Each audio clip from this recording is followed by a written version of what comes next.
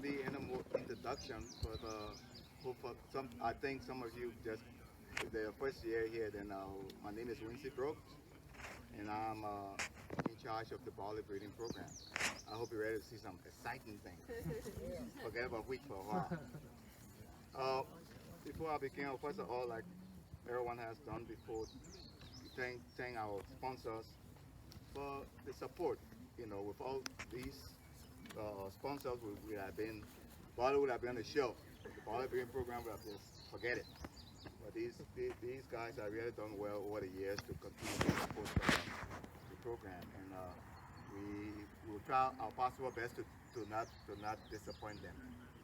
So one thing we've done while everybody was in lockdown last year, we were pushing out some new new barley releases. So last year we developed our first new, our first two-row malting barley variety called Avalon. Avalon was tested as BA 16M 81, and I will show you it when we go up there. But this here we have the whole barley in 6 row, and in between there we have the whole barley 2 row, and then we got the hulless barley, and then the malt barley at the end. So other than the Avalon, we also released our first 2 row hulless barley variety, which is, we haven't named that yet, which is a BA 15H-73. If you, I don't know whether you all had, I just sent out some tables, but on the tables you see I think it's the third table, table 3, has 15H-73. That's what we released last year, and also this year, in 2021, we released onless barley, which is Virginia 268. That's the second table. And I just gave you the quality table. And 268 is kind of is a replacement for Nominai. Nominai has been grown forever in this state, and the plant variety protection has expired. So there was need for a replacement for Nominai. So 268 is going to replace Nominai. Here we have, I'm just going to quickly walk through some of the whole barley we have here. Traditionally, our program developed feed barley. You know, all barleys are developed for feed.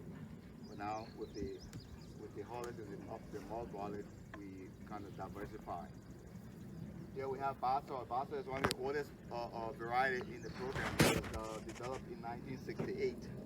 And the reason why, and it is still grown in parts of Pennsylvania. And that's for the reason why it's very early. So, you know, it fits well in the rotation process. So that's Barsaw. It had yield of 84 bushels to an acre and a test weight of 46.6. Heading date is 108 to June. This is Wynse.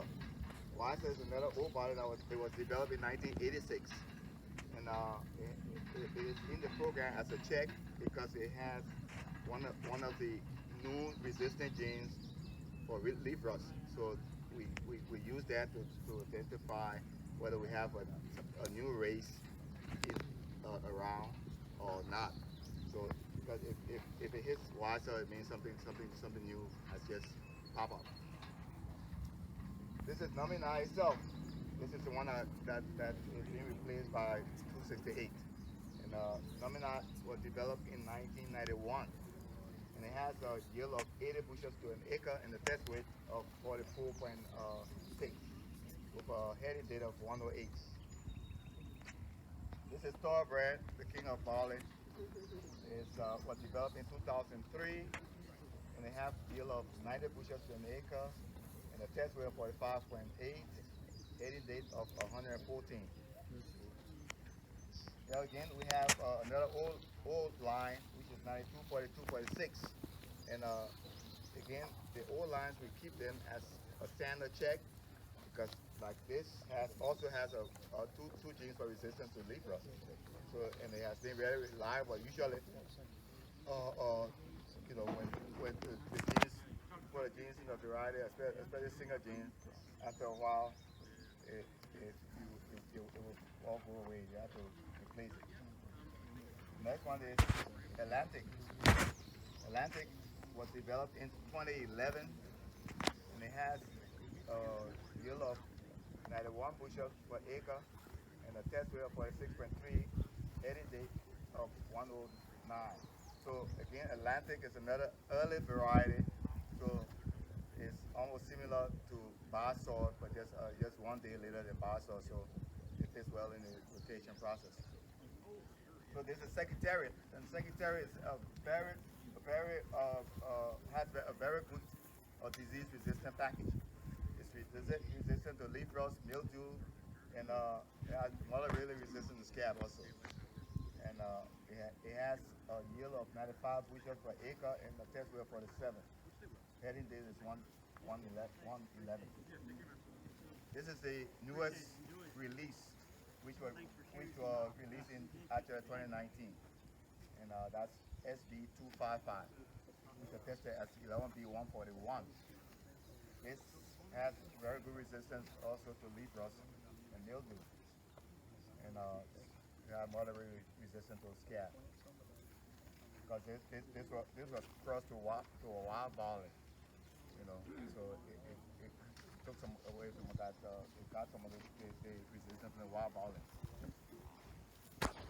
This is 13B25, and this is a potential. I'm looking at it as a potential release because the past few years it has been showing some resistance to scab also. So I'm trying to see if it performed well this year. We'll probably release it. And back in the back there, I'm not going to take you all the way out there, except if you have interest. Those that have interest in looking at barley, we can walk through it later after this. But what you see are all potential releases. Those are, lines that have expressed, that have done well for either 1 year or 2 years. And this is the two-row Hall barley. This is the double haploid. In front here we got, I checked, we got two more barley lines, two-row more barley lines. So all the way there are all double haploid lines. And here we got our six-row Hollis barley. Eve was released in 2007 as the second Hollis barley variety. Because Hollis barley has a little some history because when the ethanol plant in Hopewell was developed, the program shifted towards Hollis barley because it tended to have had higher starch, and so it was good for producing ethanol. But after the company shut down, the entire program started to shift towards other market opportunities, which was the malting barley. So this is Dan was Hollis barley was developed in 2009, and it has a yield of 75 bushels to an acre and a test weight of 57 for heading date of 114. And that's amazing. And back there is another new line that I'm looking at for as potential release. It has it had a top yield last year. So we'll see what happens. Here is the two-row Hollis barley that has good scab resistance that we released last year. That's 15873. So this has pretty good scab resistant and low dawn content. And this is another one, 16827. I'm looking at this for this coming year. It has performed really well. If you have your table, I think it ranked fourth in yield, in 3-year average yield. These are very uniform. I like it. So before we go to the more barley, any questions from anybody or comment in addition? That's 6 year of the Hall and the Hollis barley. Where's the 268? Yeah, 268 is in the back of the 6th row there. I think 1, 2, 3. The 6 row. Yeah, yeah. Can y'all start breeding some later maturing stuff, because the early is killing us on these freezers and in the spring freezers, so we need to get the heads to come out a little later. Well, that's something. I mean, we got. Hey, he said. I told the other breeder. He said they're throwing out the late ones. Man, y'all gotta Oh, yeah, stop throwing out the late ones. I agree. And the only reason why we do that, but in Virginia, the only reason why we're using barley was for dog cropping. You know, fits well in the crop rotation. Yeah, but we grow so wheat. They want the early stuff. We cut wheat to July the 15th, no, June the 15th, so we all right. All right. Hey, stop listening to the farmer. He wants to go deer hunting. Okay. We need yield. Yield. Yes, yes. Big yield. Yeah, we can get back to them hundreds, 120. All right. So yeah, now it comes to the real crop, the malting barley. So here we have a 6 row malting barley. As you see, there are different names that probably some of you are not aware of, because most of these malting barley came from either a different country or from another state. So we just started doing malting barley 5 or 6 years ago. So Herondella is a variety from the Ackerman program in Germany. And they have done performed really well. It's always in the top 5 yielding. So I think Philip has grow Ackerman out there.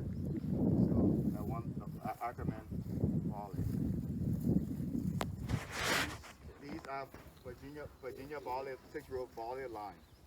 So this 19 DH720 was the top yield in variety in last year, and it's really nice. We're thinking about releasing this. And one of the problems that we've had over the years with 6 row is the malting industry says they only want 2 row malting barley, and the only reason for that is that the 2 row has uniform kernel. But what I tell them is, I want you to look at this head. That's one of our newest malting barley, and this is a 2 row. This is a 2 row kernel. I would like for probably you all can do that later on, but compare those kernels and see whether there is any difference in kernel size.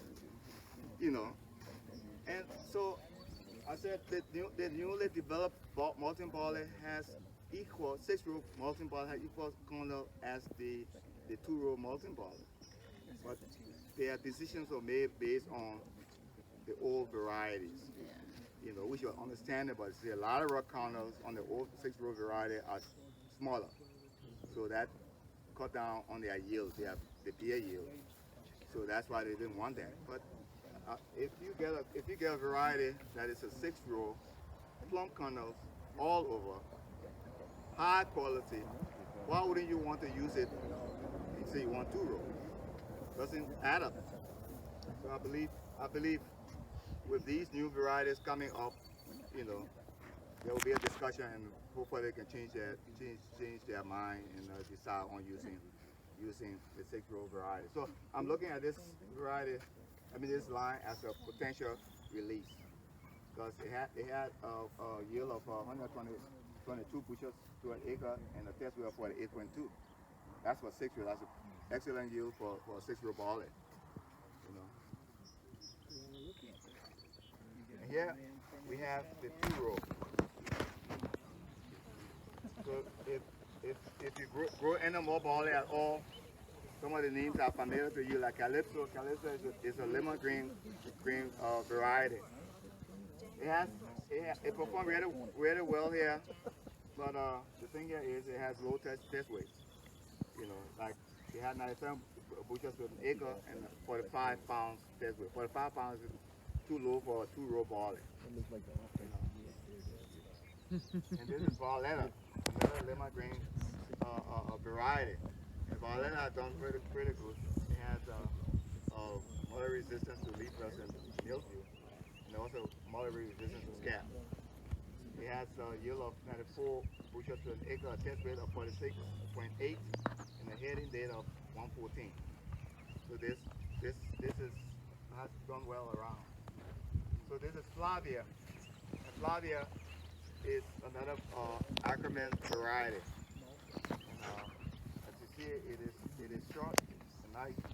But one thing you gotta look up for Ackerman is Barley yellow dwarf. We found that to be a lot of Barley yellow dwarf this year. So it yields very well. It has a yield of 99 bushels to an acre and a test rate of 46. We're heading date of 119, which is a little bit late for our Virginia area.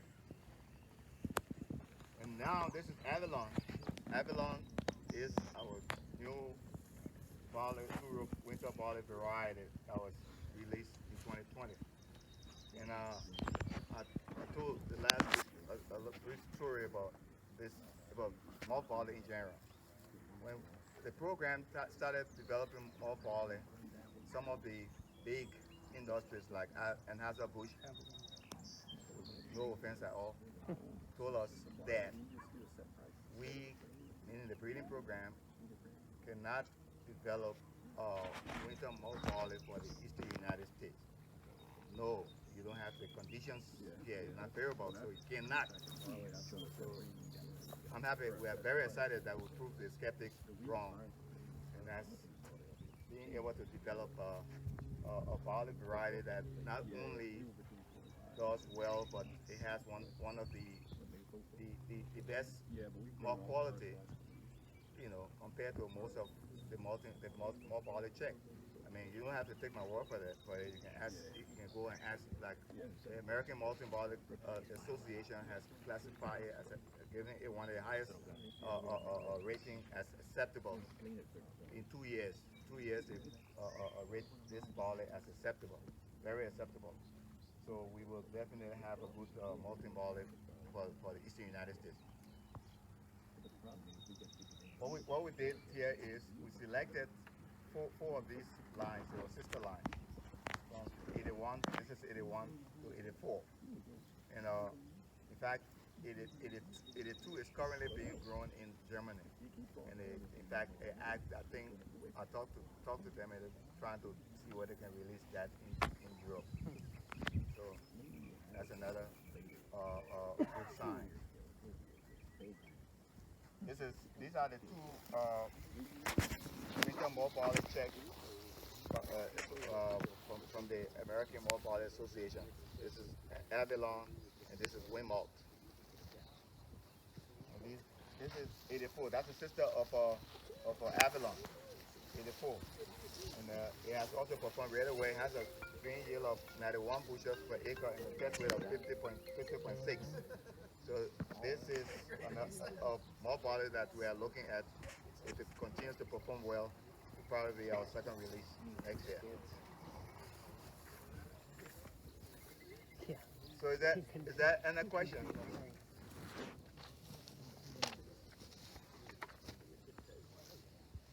Okay. So again, if you all who are interested in looking at malt barley and you want to come along with me, we can take a tour. And because you don't see much from the front. Nicholas is trying to, which I agree with him, next year he will try to bring all the potential lines in the front, and then the other ones will go to the back. So in that case, we'll be able to find these out. But if you walk along, you see that there are a lot of real good stuff in the back there, good crosses.